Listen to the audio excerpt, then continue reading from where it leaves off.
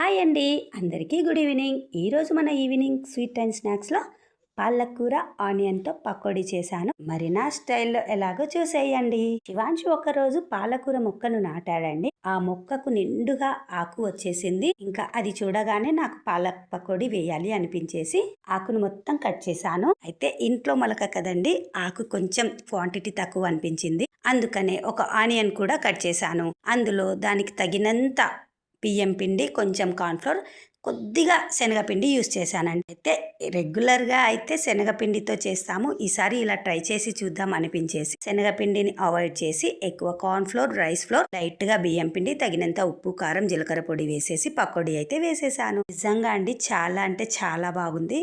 కుదిరితే ట్రై చేసి చూడండి. అలాగే నా వీడియో మీకు ఏమైనా యూస్ఫుల్ అనిపిస్తే మాత్రం లైక్ అండ్ సబ్స్క్రైబ్ చేసుకోవడం మర్చిపోకండి. ఇంకా శివాంశు పాపడ్ చాట్ చేసి ఇవ్వమని అడిగాడు. Papad chat full video next వీడియోలో అప్లోడ్ చేస్తాను. Tasty tasty pakodi ready.